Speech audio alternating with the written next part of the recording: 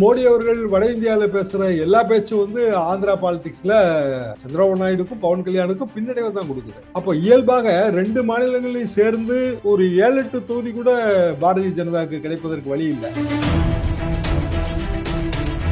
ஆந்திரால முன்னாடி கண்ணமூடிட்டு ஆதரவு கொடுத்தாரு ஜெகன். இன்றைய தேதிக்கு அவங்க தயங்குவாங்க. என்ன காரணம்னா, பிஜேபி நம்மளை அழிச்சிரும், அப்புறம் நம்ம ஆதரவு கொடுத்தா இந்த நிலைமையில இருக்கும். 5 வருஷமா ஆதரவு கொடுத்தாங்க. ஆந்திராவுக்கு ஸ்பெஷல் ஸ்டேட்டஸ் கொடுக்கணும், கொடுக்கவே இல்லை. கடைசியில வந்து அவங்களுக்கு எதிரான கூட்டணியே இப்ப அமைச்சிட்டாங்க, ஜெகனுக்கு எதிரான கூட்டணியவே. இதெல்லாம் வந்து அவங்க கணக்கு போடுவாங்க. மாநில அரசியல்வாதி எப்படி கணக்கு போடாம இருப்பாங்க?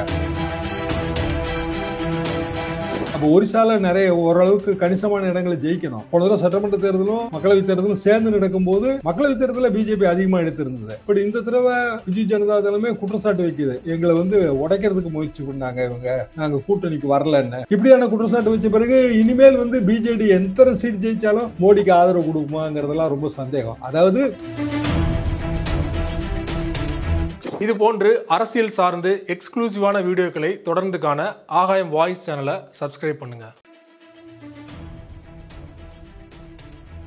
ஆகாயம் வாய்ஸ் நேயர்களுக்கு வணக்கம். இன்றைக்கு நம்மோடு நேர்காணலுக்காக மூத்த பத்திரிகையாளர் மற்றும் அரசியல் திறனாய்வாளர் திருமிகு தராசு ஷியாம் அவர்கள் நம்மோடு இருந்திருக்கிறார். அவரோடு பேசலாம். சார் வணக்கம். 4ஆம் கட்ட தேர்தலில் மேற்கு வங்கத்திலையும் தேர்தல் நடக்குது. கிட்டத்தட்ட 8 தொகுதிகளுக்கு. ஏற்கனவே அங்கே ஆளுநர் மீதான பாலியல் சர்ச்சை, இன்னொரு புறம் சந்தேஷ்காலியை வந்து பிஜேபியினர் எப்படி எடுத்துகிட்டு போனாங்க அப்படிங்கிறத பார்த்தோம். ஆனால் அது திட்டமிட்ட நாடகம் அப்படிங்கிறது சமீப காலத்தில் அந்த பொண்ணே வந்து வெளிப்படையாக சொல்லியிருக்காங்க, என்னை மிரட்டி தான் வந்து புகார் அளிக்க வச்சாங்க அப்படின்னு சொல்லிட்டு. இதெல்லாம் தேர்தலில் பாஜகவுக்கு எதிராக வாக்கா மாறும்னு நினைக்கிறீங்களா? கண்டிப்பாக சந்தோஷ்காலி இன்சிடென்ட் வந்து பாஜக பெரிய அளவுக்கு கையாண்டது. இப்போ இன்னைக்கு நான் ஆங்கில பத்திரிகையில் படித்தேங்க, கிருஷ்ணா நகர் தொகுதி, அதான் இந்த மஹுவா நிற்கிற தொகுதி. இப்போ சமீபத்தில் அவங்கள லோக்சபாலேருந்து டிஸ்குவாலிஃபை பண்ணாங்கல்ல, அவங்களுக்கு எதிராக நிற்கிறது வந்து அதே கிருஷ்ணா நகர் ஏரியாவில் ஒரு ராஜ குடும்பத்தை சேர்ந்தவங்க பிஜேபி சார்பா. மஹுவாவோட கூட்டங்களுக்கும் அவங்களுக்கு கிடைக்கிற ஆதரவும் வந்து ரொம்ப அளப்பரிய ஆதரவாக இருக்குது. போன தடவை விட மிக அதிகமாக இருக்குது. அப்போ நிறைய பேர் பேட்டி கொடுத்துருக்காங்க, இந்த மாதிரி நாங்கள்லாம் சாதாரண மட்டன் ஸ்டால் வச்சு பிழைக்கிறவங்க அப்படி சொல்லியிருக்காங்க. மட்டன் ஸ்டால் வச்சு பிழைக்கிறவங்க, இங்கே வந்து இந்த அளவுக்கு வந்து இஸ்லாமிய வாக்காளர்கள் அதிகம். ஆனால் அந்த மட்டன் அப்படிங்கிறதே வந்து தப்பு அப்படின்னு பிஜேபி சொன்ன பிறகு எங்களோட வாழ்வாதாரமே போயிடும். முதல்ல இருந்தே அவங்க வந்து மட்டன் சாப்பிட்றவங்களையும் அவங்க பெரிய அளவுக்கு, அதாவது மட்டன்கிறது நம்ம தமிழ்நாடு மாதிரியான மாநிலங்களில் ஆட்டு இறைச்சியை தான் மட்டன் சொல்லுவாங்க, பீஃப்னு சொல்லுவோம் நம்ம. இதை அங்கே வந்து எல்லாத்தையும் பொதுவாக தான் மட்டன் சொல்கிறாங்க. அப்போ அதுக்கு எதிரான பாரதிய ஜனதாவின் பேச்சு, இது எல்லாமே வந்து மந்திர் மட்டன் இந்த ரெண்டுமே வந்து ரொம்ப மோசம் அப்படிங்கிற உணர்வு வந்து அங்கே பிரதிபலிக்கிறாங்க.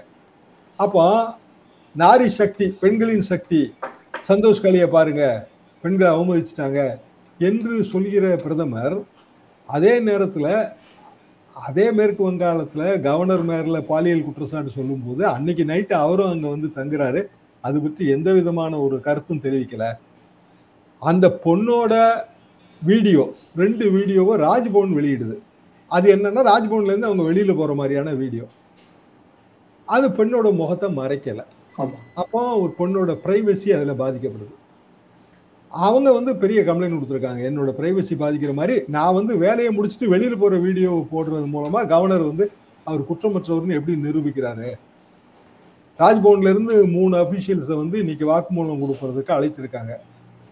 அவங்க பிடபிள்யூடியை சேர்ந்தவங்க, அதாவது ஸ்டேட் கவர்மெண்டோட அபிஷியல்ஸ் ராஜ்பவனுக்குள்ள வேலை பார்க்காங்க.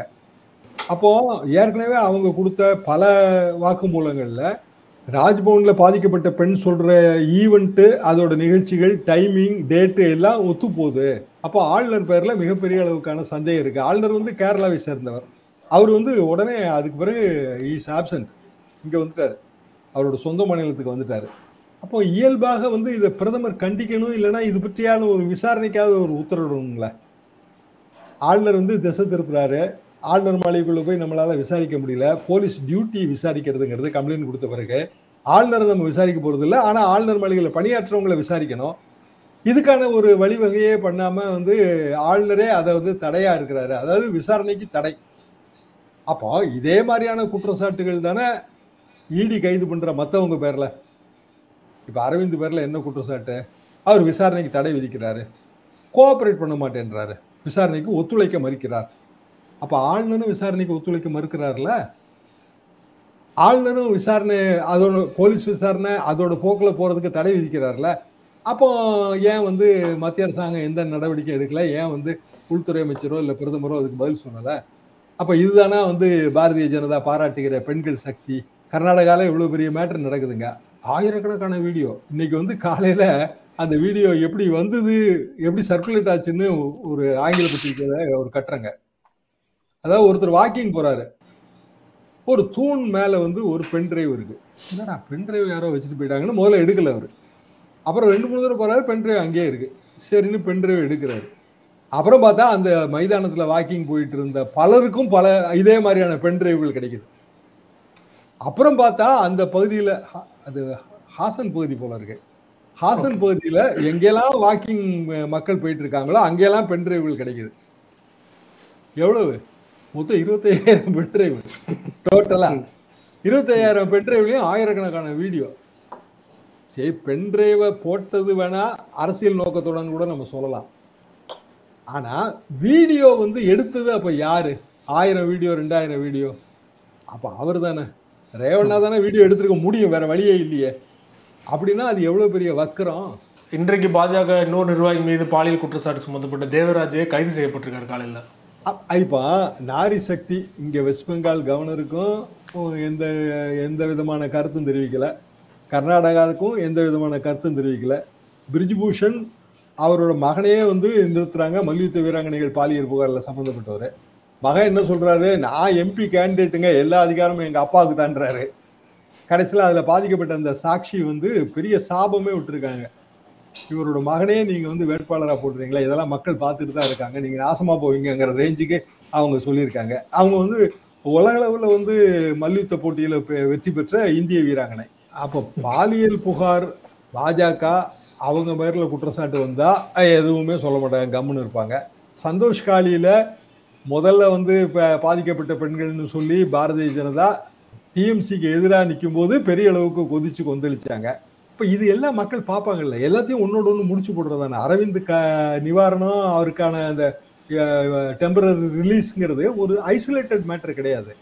ஒட்டுமொத்தமா இந்த நாட்டின் தேர்தல் போக்க மாற்றுவதற்கு எடுக்கப்பட்ட முயற்சி. சுப்ரீம் கோர்ட்டு அதோட இந்த ஆர்டர்ல, இந்த டெம்பரரி ரிலீஸ் ஆர்டர்ல இதை தெளிவா 3 லைன்ல சொல்லியிருக்குங்க. அவங்க சொல்லியிருக்கிற ஒரு விஷயம் ரொம்ப கவலை தருவதா இருக்கு.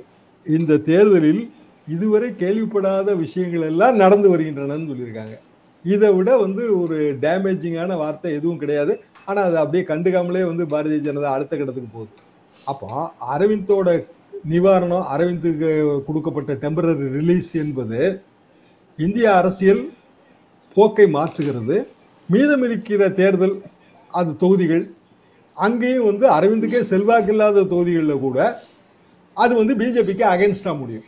இதானே இப்போ 4ஆம் கட்ட தேர்தல் திங்கட்கிழமை, இனிமே பிரச்சாரத்துக்கு வழி இல்லை.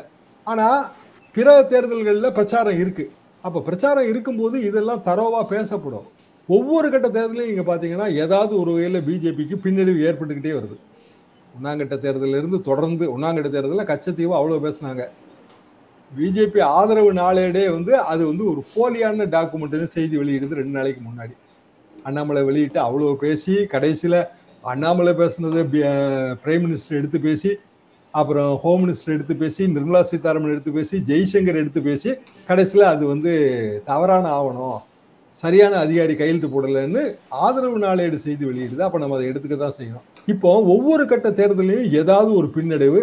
இப்ப 4ஆம் கட்ட தேர்தலுக்கு ஜஸ்ட் 2 days முன்னாடி மிகப்பெரிய பின்னடைவு. அப்ப அரவிந்த் என்பவர் வெறுமனே டெல்லி, பஞ்சாப், ஹரியானால மட்டும் தெரியப்பட்ட நபராக இருந்தவரை அகில இந்தியாவுக்கும் தெரிய வைத்த அமலாக்க பிரிவுக்கு தான் நம்ம நன்றி சொல்லணும். பட் மோடி அவர்கள் வட இந்தியாவில் பேசுற எல்லா பேச்சும் வந்து ஆந்திரா பாலிடிக்ஸ்ல சந்திரபாபு நாயுடுக்கும் பவன் கல்யாணுக்கும் பின்னடைவை தான் கொடுக்குது. அப்போ இயல்பாக 2 மாநிலங்களையும் சேர்ந்து ஒரு 7-8 தொகுதி கூட பாரதிய ஜனதாவுக்கு கிடைப்பதற்கு வழி இல்லை. எதிர்காலத்துல ஒரு கூட்டணி அமைக்கலாம், மெஜாரிட்டி கம்மியா இருக்கு, போஸ்ட் போல் அலையன்ஸ் கிரியேட் பண்ணலாம் அப்படின்னா ஆந்திரால முன்னாடி கண்ண மூடிட்டு ஆதரவு கொடுத்தாரு ஜெகன். இன்றைய தேதிக்கு அவங்க தயங்குவாங்க. என்ன காரணம்னா பிஜேபி நம்மளை அழிச்சிரும், அப்புறம் நம்ம ஆதரவு கொடுத்தா இந்த நிலைமையில இருக்கும். 5 வருஷமா ஆதரவு கொடுத்தாங்க, ஆந்திராவுக்கு ஸ்பெஷல் ஸ்டேட்டஸ் கொடுக்கணும், கொடுக்கவே இல்லை. கடைசியில வந்து அவங்களுக்கு எதிரான கூட்டணியே இப்ப அமைச்சிட்டாங்க, ஜெகனுக்கு எதிரான கூட்டணியவே. இதெல்லாம் வந்து அவங்க கணக்கு போடுவாங்க. மாநில அரசியல்வாதி எப்படி கணக்கு போடாம இருப்பாங்க? அப்போ ஒரிசால நிறைய ஓரளவுக்கு கணிசமான இடங்களை ஜெயிக்கணும். போன தடவை சட்டமன்ற தேர்தலும் மக்களவை தேர்தலும் சேர்ந்து நடக்கும்போது மக்களவை தேர்தலில் பிஜேபி அதிகமா எடுத்திருந்தது. இப்படி இந்த தடவை பிஜு ஜனதா தளமே குற்றச்சாட்டு வைக்குது, எங்களை வந்து உடைக்கிறதுக்கு முயற்சி பண்ணாங்க இவங்க, நாங்க கூட்டணிக்கு வரலன்னு. இப்படியான குற்றச்சாட்டு வச்ச பிறகு இனிமேல் வந்து பிஜேடி எத்தனை சீட் ஜெயிச்சாலும் மோடிக்கு ஆதரவு கொடுக்குமாங்கிறதெல்லாம் ரொம்ப சந்தேகம். அதாவது இன் அதர் வேர்ட்ஸ், மெஜாரிட்டி இல்லை என்றால் மோடி பிரதமர் இல்லை, அதை நம்ம உறுதியா சொல்லலாம். பிற மாநில கட்சிகள், முன்பு ஆதரவு கொடுத்த மாநில கட்சிகள் எல்லாமே இப்ப தயங்கும். காரணம், பிஜேபிக்கு ஆதரவு கொடுக்கறது என்பது ஒரு செல்ஃப் ரெஸ்ட்ரிக்ஷன், நமக்கு நாமே வச்சுக்கிற ஆப்புன்னு அவங்க நினைக்கிறாங்க. இந்த இடம் வந்து ஏன்னா அரவிந்த் கைதுல இது எல்லாமே தெரிய ஆரம்பிச்சிருச்சு. ஏஏபியும் ஒரு காலத்துல பிஜேபிக்கு ஆதரவா இருந்தது தாங்க, ரொம்ப ஆதரவா. சாஃப்ட் இந்துத்துவா. இப்ப கூட என்ன அவர் சொல்றாரு, ஜெய் அனுமன் தானே சொல்றாரு. அப்புறம் அனுமர் கோயில் தான் இப்ப போயிருப்பாருன்னு நினைக்கிறேன், நம்ம பேசிட்டு இருக்க. இல்ல 11 மணிக்கு மேல போறதா சொன்னாங்க. அப்ப சாஃப்ட் இந்துத்துவா மட்டும் இல்ல, பிஜேபி கொண்டு வந்த பல சட்டங்களுக்கு ஆதரவு கொடுத்தாங்க. ஆனா அது வினையா முடிஞ்சிருச்சுங்கிறது அப்புறம் போக போகதான் அவங்களுக்கு தெரியுது. சிசோடியா கைதுல இருந்து நமக்கு நாமே வச்சுக்கிற ஆப்பு, பிஜேபிக்கு நீங்க ஆதரவு கொடுத்தீங்கன்னா உங்களுக்கு நீங்களே வச்சுக்கிற ஆப்பு, இது வந்து வெட்ட வெளிச்சமா தெரிஞ்ச பிறகு மாநில கட்சிகள் எல்லாமே ஒதுங்க ஆரம்பிச்சிருச்சு. இப்போ மாநில கட்சிகள் ஒதுங்கினதுனாலதான் இந்தியா கூட்டணியில வந்து அவ எல்லாமே இருக்கு. இந்தியா கூட்டணியில காங்கிரஸை விட பல மாநிலங்கள்ல இருக்கிற கட்சிகள் வந்து அந்தந்த ஏரியா ஸ்பெசிபிக்கா அவங்க வந்து பலத்தோட இருக்கிறாங்க. அப்ப அரவிந்த் கிடைச்சிருக்கிற நிவாரணங்கிறது எல்லாருக்கும் உற்சாகத்தை கொடுத்துருக்கு. ரொம்ப நன்றி சார், உங்க நேரத்தை ஒதுக்கி பல்வேறு தகவல்களை எங்களோட பகிர்ந்து கொண்டீங்க. மிக்க நன்றி.